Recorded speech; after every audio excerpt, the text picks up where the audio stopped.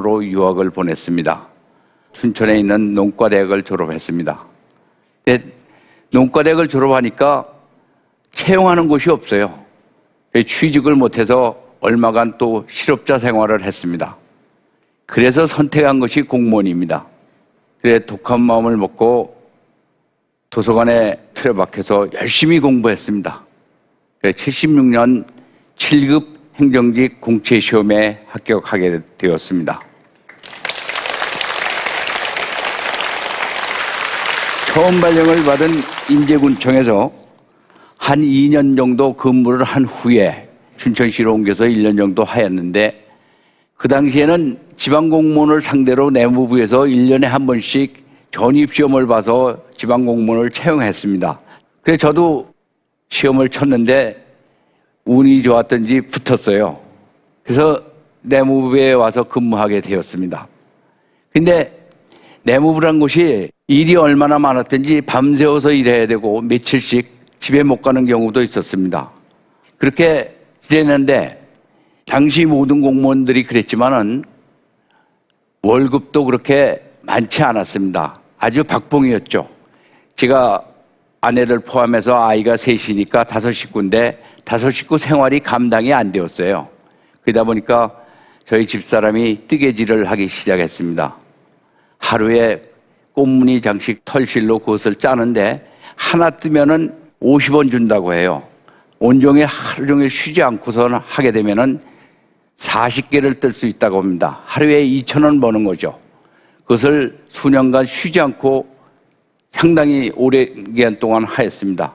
그 하위직 생활을 한 10년이 넘게 하다가 5급 사무관이 되고 나니까 형편이 조금은 나아지더라고요. 그러다가 승진을 해서 48살에 부시장이 되었죠.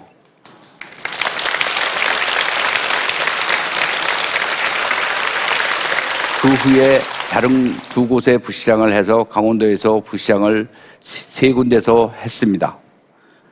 그 57살에 명예퇴직을 하고 워낙 고생스럽게 공무원 생활을 했기 때문에 이제는 한번 놀아보자.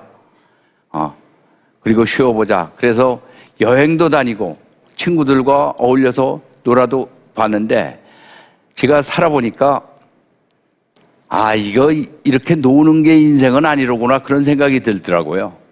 그래갖고서는 고향에 내려가서 농사를 지으며 살기 시작하게 되었습니다.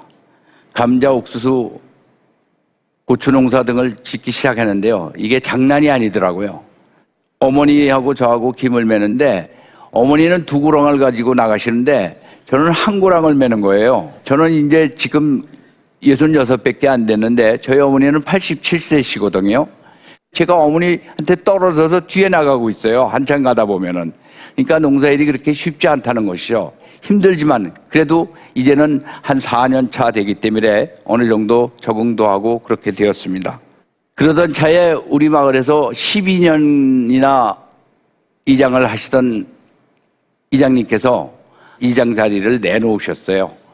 그러니까 동네 몇몇 어르신들이 저에게 이장을 한번 맡아보라는 거예요. 부시장했는데 이장 못하겠어.